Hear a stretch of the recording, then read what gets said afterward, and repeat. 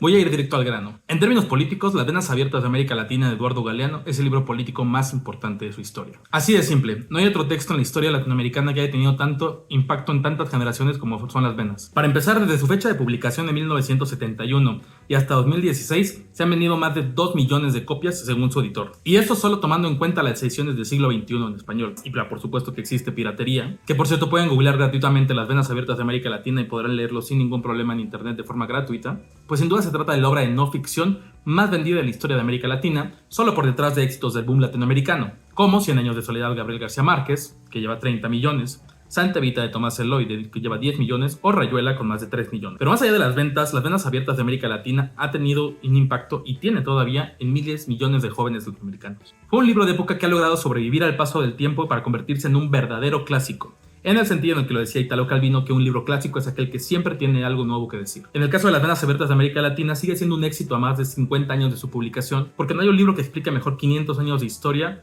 de una región tan vasta y heterogénea como América Latina de forma tan efectiva. En un relato que muestra continuidades en la historia de la explotación y al mismo tiempo una visión unificada de tantos países. Yo creo que este es un mundo que fractura y divorcia todo lo que toca. Y yo escribo con una intención de integración. En este video voy a analizar las razones del éxito de Las Venas Abiertas de América Latina de Eduardo Galeano, empezando por el contexto político, luego hablando de la necesidad que tenía un libro así en ese tiempo y ahora también, pasando por el estilo de Galeano que lo hacía tan popular y cuál ha sido su recepción en estos 50 años. Vamos para allá. Parte 1. Las Venas Abiertas, un libro urgente. Para empezar, el éxito y la potencia de Las Venas Abiertas de América Latina no puede entenderse sin el contexto político e intelectual de la década de 1970. Las Venas Abiertas de América Latina se publicó en 1971. Según Galeano, le llevó cerca de 4 años la investigación, mientras que la escritura propiamente le tomó alrededor de 90 días. O sea, Galeano concibió la publicación entre 1967 y 1970 y finalmente estuvo disponible el libro en 1971. 70, ¿no El es cierto? 70, sí, yo lo escribí en 90 noches. Lo escribió en 90 noches. Sí. En esos años América Latina era un territorio en plena efervescencia. La Revolución Cubana tenía ya 12 años de haber triunfado. El primer gobierno socialista había recién llegado al poder vía las urnas con Salvador Allende en 1970. En Argentina los Montoneros, los Tupamaros en Uruguay, en Nicaragua el Frente Sandinista de Liberación Nacional, en México la Liga Comunista 23 de septiembre y así prácticamente en todos los países. Prácticamente todos los movimientos revolucionarios tenían entre sus influencias el marxismo-leninismo para hacer la revolución. Entre sus referentes estaban, por ejemplo, el Manifiesto Comunista de Marx y Engels, El qué hacer de Lenin, el Libro Rojo de Mao Zedong, Crónicas de 10 días que conmovieron al mundo de John Reed, y hasta novelas rusas como Así se templó el acero o Mi madre de Gorky. Eran textos que explicaban las razones y los mecanismos de la explotación a través del imperialismo, al mismo tiempo que trazaban una ruta política de cómo cambiar las cosas para pasar al socialismo y posteriormente al comunismo. En el caso de las novelas, trazaban el hombre ideal al que se aspiraba a construir una vez llegada la revolución.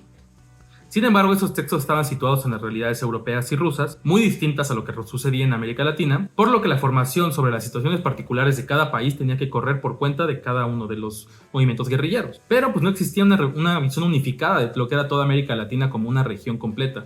Por otro lado, desde la Academia Latinoamericana se habían logrado avances importantes para comprender su condición de subdesarrollo y las razones de ello. Desde la CEPAL, Raúl Prebisch describió que las estructuras económicas de los países de Centro, Europa y Estados Unidos eran distintas a las de la periferia, América Latina, África y regiones de Asia. Después, en la década de 1960 y 1970, se desarrolló la teoría de la dependencia. Ella sostenía que el desarrollo de los países del centro solo era posible por el subdesarrollo de los países de la periferia. O dicho de una forma más clara, si Estados Unidos y Europa son desarrollados, básicamente es porque han saqueado y explotado América Latina y también otros países periféricos, pero además generan una condición de dependencia. Es decir, que no se puede salir del subdesarrollo si no se rompe con esa relación de extractivismo. Por lo tanto, si América Latina quiere salir adelante y conseguirse llegar al desarrollo, lo primero que tiene que hacer es romper las relaciones de dependencia con los centros. La teoría de la dependencia estaba centrada en el ámbito académico, tenía un lenguaje altamente complejo y realmente no apelaba a las masas. Las Venas Abiertas de América Latina de Eduardo Galeano busca precisamente combatir eso. Difundir algunos datos desconocidos que estaban encerrados bajo 7 llaves en la literatura especializada, que es una literatura normalmente escrita en código, solo para los entendidos. Y entonces, bueno, intenté convertir todo eso en algo que fuera comprensible y además articularlo. El libro tiene una buena arquitectura, creo. Se propone hacer un manual de economía política narrado como si fuera una aventura de piratas, como el propio Galeano lo dice. En ese sentido, Las Venas Abiertas de América Latina es una obra militante. Fue escrita con urgencia revolucionaria para contribuir a que miles de personas por toda América Latina pudieran comprender las razones de dependencia y de subdesarrollo, y que esto sirviera para hacer la revolución, bajo el supuesto de que una vez que se conociera la verdadera historia latinoamericana, sería prácticamente inminente la liberación de situaciones de dependencia. Era un antídoto contra la falsa conciencia. Solo escuchen el final del libro de Eduardo Galeano. Los despojados, los humillados, los malditos tienen, ellos sí, en sus manos la tarea. La causa nacional latinoamericana es, ante todo, una causa social. Abren tiempos de rebelión y de cambio. Hay quienes creen que el destino descansa en las rodillas de los dioses, pero la verdad es que se trabaja como un desafío candente sobre la conciencia de los hombres. En este párrafo se puede apreciar perfectamente otra característica de Las Venas Abiertas de América Latina: su potencial literario. El propio Galeano lo dice, no se trata solo de hacer un manual de divulgación de economía política, sino que lo hace como si fuera una novela de piratas o de amor. Antes de continuar, si ya sabes, si te gustó el video, por favor déjame una suscripción acá abajo, un like, o en los comentarios qué es lo que más te gusta de Las Venas Abiertas de América Latina, si es que ya lo has leído, o qué es lo que no te gusta, también se vale y pueden discutir ahí abajo, ¿no? Además, tenemos un canal de Altopías en Telegram donde se comparten las noticias más importantes de la región y se puede discutir en los comentarios qué es lo que parece, así es que únete para formar parte de nuestra comunidad. Parte 2. La literatura como arma para la revolución. Eduardo Galeano formó parte de una camada de escritores que creían en la literatura comprometida, es decir, quienes pensaban que la literatura debía servir como herramienta para cambiar el mundo. En un escrito muy lindo titulado Defensa de la Palabra, Galeano sostenía que la literatura, si es valiente, puede dar señales de los cambios sociales. Una literatura nacida del proceso de crisis y de cambio y dirigida de a fondo en el riesgo y la aventura de su tiempo, bien puede ayudar a crear los símbolos de la realidad nueva y quizá alumbre, si el talento no falta y el coraje tampoco, las señales del cambio. Eso precisamente son Las Venas Abiertas de América Latina. Es un libro que trató de meterse a fondo en su tiempo para dar las señales de cambio, que trató de narrar la historia económica de América Latina usando los recursos de la literatura. El propio título, Las Venas Abiertas, refiere a una región que se está desangrando constantemente, durante siglos, pero no por una acción o cuestión natural, sino porque los centros de poder, Europa y Estados Unidos, le extraen sangre, que digamos son sus recursos, como si fueran un vampiro. Encima. Las Venas era un presentimiento de este drama del conde Drácula. Luego, pasando a la introducción, parece casi un manifiesto, que como todo buen manifiesto en las dos primeras oraciones sintetiza bien el tono de toda la obra. La división internacional del trabajo consiste en que unos países se especializan en ganar y otros en perder. Nuestra comarca del mundo, que hoy llamamos América Latina, fue precoz. Se especializó en perder desde los tiempos remotos en que los europeos del Renacimiento se abalanzaron a través del mar y le hundieron los dientes en la garganta. Es un narrador omnisciente que desde las alturas empieza a contar la historia de esta región desangrada, y que desde muy joven el vampiro imperialista le clavó los dientes en la garganta. En otros momentos puede contar el desembarco de Colón como una epopeya, resumir en un aforismo lo que ha dejado el periodo colonial, narrar la extracción de minerales a través de una narración estilo crónica, describir a los empresarios nacionales latinoamericanos con las privatizaciones, con un sentido del humor, o simplemente sonar como un ensayo de economía política. En todo caso, era un libro que pecaba cometiendo el lindo pecado de la libertad. O sea, ya ahí había una intención de transgredir las fronteras entre los géneros, de violarlas, de escribir la historia como si fuera novela, pero al mismo tiempo con rigor, con mucho cuidado en la precisión de los datos que se ofrecían, de las fechas, intentando mostrar que una cosa es un niño y otra un enano, o sea, que mentían quienes decían que el subdesarrollo es una etapa del desarrollo. En realidad, el subdesarrollo es, yo lo sigo creyendo, una consecuencia del desarrollo ajeno. Sí. Sin esta habilidad y potencia narrativa sería profundamente tedioso leer 400 páginas y pico sobre la historia económica de América Latina, en el que se le sigue el paso al oro, la plata, el azúcar, el café, el petróleo, entre tantas otras materias primas que han marcado la explotación de la región. La gran habilidad de Eduardo Galeano para contar historias, mezclando su talento literario con el espíritu revolucionario de la época e ideas novedosas de la teoría de la dependencia que explicaban el subdesarrollo de la región, fue lo que hicieron de Las Venas Abiertas un libro tan potente políticamente hablando, cuya influencia persiste ahora, incluso 50 y tantos años después. De hecho, Las Venas Abiertas de América Latina no serían lo que son sin la complicidad de miles, cientos, millones de jóvenes por todo el mundo que la han mantenido viva y la han convertido en una obra clásica latinoamericana. Veamos ahora todo el recorrido que ha tenido que hacer Las Venas Abiertas de América Latina en estos más de 50 años de historia. Parte 3. Un libro vivo por más de 50 años. Eduardo Galeano publicó Las Venas Abiertas en 1971, como ya dijimos, y la idea era inscribirlo en el concurso de Casa de las Américas, un prestigioso certamen del gobierno cubano que se otorgaba a las obras más interesantes de la región, desde una perspectiva claramente de izquierda. Sin embargo, Galeano perdió y solamente recibió una mención honorífica, ya que según Galeano el libro era demasiado narrativo para ser considerado serio. Después, Las Venas Abiertas tuvo una historia de censura por parte de las dictaduras latinoamericanas. En 1973, 2 años después de la publicación, fue el golpe de estado en Uruguay y Galeano terminó exiliado en Argentina. Pero después de 1976 fue el golpe militar en Argentina y tuvo que exiliarse finalmente en España. En general, Las Venas Abiertas de América Latina fue un libro censurado por las dictaduras de Argentina, Uruguay y Chile. Pero según Eduardo Galeano, esto ayudó bastante para que los jóvenes siguieran leyendo la obra. Y lo mismo pasó con Las Venas Abiertas. Fue un libro que al principio no lo leía ni mi familia, nadie. Pero una dictadura lo prohibió, después otra. Y ahí sí empezó a difundirse. A la gente le encanta lo prohibido. Desde entonces, Las Venas Abiertas se convirtió en un libro que ha tenido un grandísimo efecto cultural. En Brasil, el escultor Oscar Niemeyer hizo un monumento en el Memorial de América Latina en Sao Paulo en 1989. Los fabulosos Cadillacs hicieron una canción del libro en 1995. Inspiró a Calle 13 para hacer Latinoamérica. Incluso Galeano hizo una aparición en el disco multiviral en 2014. Y aquí quiero hacer un paréntesis porque no habla directamente de Las Venas Abiertas de América Latina, pero es uno de mis artistas favoritos. Entonces les recomiendo que vayan a escuchar a Gerardo Pablo y particularmente su canción Los Nadies. Pero no solo ha tenido un gran impacto en la cultura, ha sido referente para toda clase de políticos y presidentes de la región. ¿Cómo olvidar cuando Hugo Chávez le regaló el ejemplar de Las Venas Abiertas de América Latina a Barack Obama en 2009, en la Quinta Cumbre de las Américas? Que solo este hecho hizo que la obra saltara de la posición 60.280 de la lista de títulos más vendidos de Amazon a la 10ª en un solo día.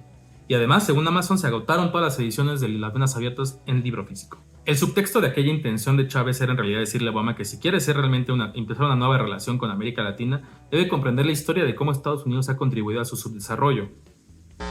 Además que Galeano es un extraordinario narrador. Una narrativa impresionante la de Eduardo. Y era un jovencito cuando escribió este libro. No tendría 30 años Eduardo.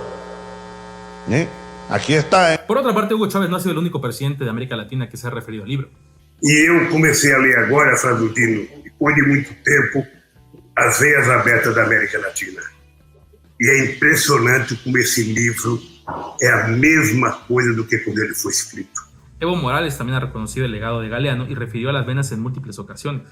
Mismo caso que el subcomandante Marcos del EZLN, que siempre tuvo de referencia a Galeano y a Las Venas Abiertas de América Latina. Incluso López Obrador se ha referido al texto varias veces en la conferencia matutina y ha leído fragmentos. Es bueno el libro de Galeano, que no solo escribió ese, pero es un clásico, Las Venas Abiertas. En fin, el punto es que desde que se publicó en 1971 y hasta la fecha, Las Venas Abiertas de América Latina se ha convertido en la Biblia de la izquierda latinoamericana. Un libro que cualquiera que aspira a cambiar la región debe leer para entender nuestra historia, desde la izquierda guerrillera hasta la más socialdemócrata. Básicamente, leer Las Venas Abiertas de América Latina es un evento canónico para cualquier persona que se quiera considerar de izquierda.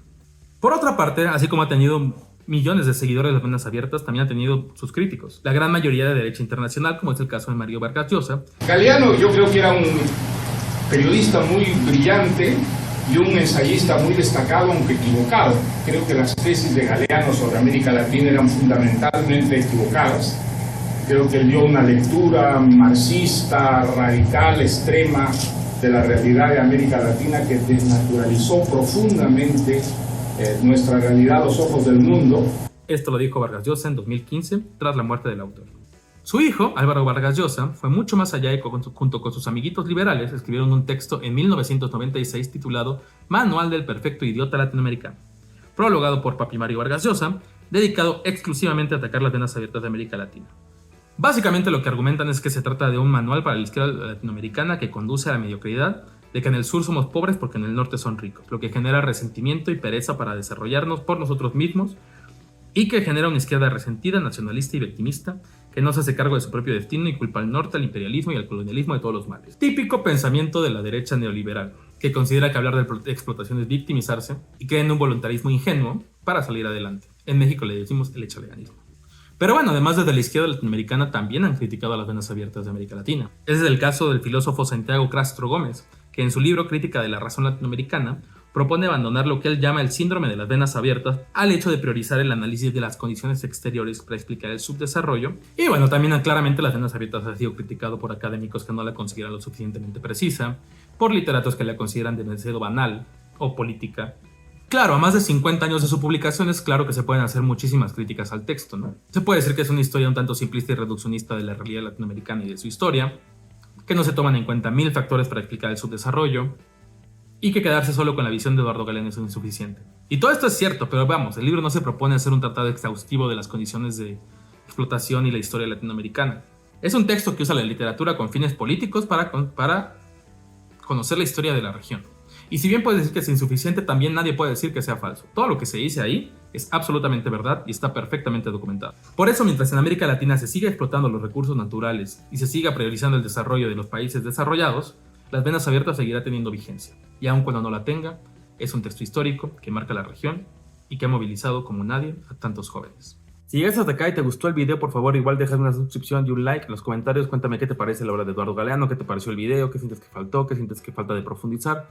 Todo lo que te interese, por favor déjamelo abajo en los comentarios y no te olvides de comentar todo el contenido que hay en este canal. No te pierdas los directos cada semana más o menos, en los que hablamos sobre toda la coyuntura política, social y cultural de América Latina de forma mucho más extensa e informal también. Y suscríbete al canal de Telegram de Altopías también para recibir las noticias más importantes día a día de la región de nuestra América querida. Hasta la próxima, yo soy Mauricio Prado, nos vemos.